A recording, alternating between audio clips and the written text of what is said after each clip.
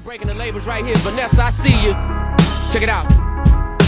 I'm a blessing to the game. I put these rappers to shame. And every song I touch, I make it hard for these lames. I go hard on the beat and make it hard to complete. And if it spill like the booth, I go hard with the heat. See, I'm known in these streets. Here's my advice. Welcome back to Breaking the Labels. I am Vanessa Chozen Marie. First of all, I want to thank all of you guys who have been tuning in to my exclusive interviews explaining what Breaking the Labels is all about.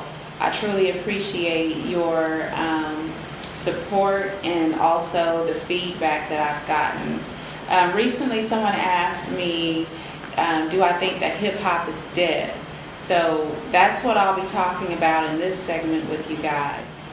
Initially when they asked me that question, I thought, hell yeah, hip-hop is dead. Like, listen to what's going on now. These days, you can't say that hip-hop is not dead. But after I started to really study the question instead of just answering it right away, I realized hip-hop isn't dead. What I will say is going on now is we don't have the quality of music that we used to.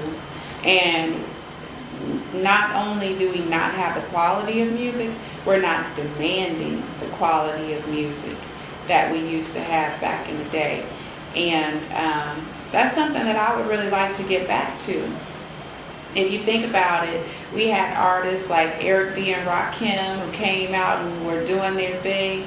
And even though they were lyricists, they gave you something to dance to. Like, I could go back and post video after video, song after song, Eric B. and Rakim, Rob Bass even. I'm Rob Bass, I came to get down. I mean, I remember standing out in front of my house as a little girl jamming to that and going off. And at the same time, you could go sit and listen to those same songs and realize these brothers were talking about something. MC Lyte, Queen Latifah. These are people who were actually talking about stuff in their songs that made you think. Queen Latifah was probably the first woman or female as an artist that made me realize, heck, I'm truly a queen.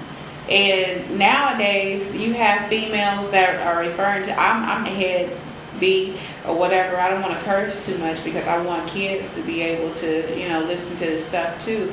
And I'm not saying this huge role model, but I'd like to set a even tone for them too. But that's just not what I want my daughters listening to, because I don't want them getting the mindset that I'm the head, be in charge. No, you are a lady first, and you're a queen, and you need to understand where you came from. So, I mean, hip-hop is not dead, but we have been cleverly programmed to think that what's going on today is hip-hop. And I'm sorry, but it's not hip-hop. There's a difference between hip-hop and rap. And I'm not into rap. I am into hip-hop.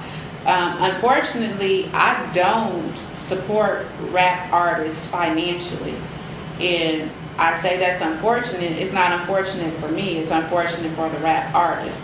If you are a rap artist, you really can't get my support dollar-wise. Now, if you're a rap artist and you're out here grinding, what I do is respect when people are working hard for what they do in their craft.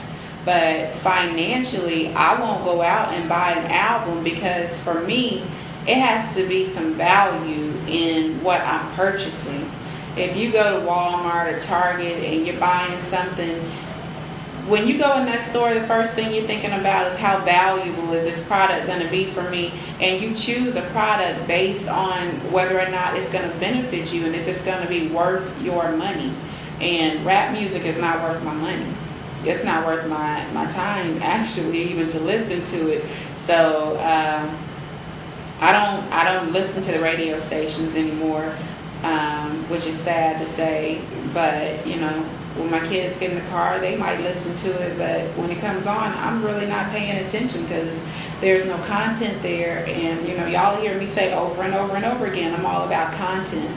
So what I will say is we we as consumers need to take back music, take back entertainment, and realize that we are the ones who dictate what the hot stuff is on the market right now. Economics 101 teaches us that as a consumer, supply and demand is what fuels the market.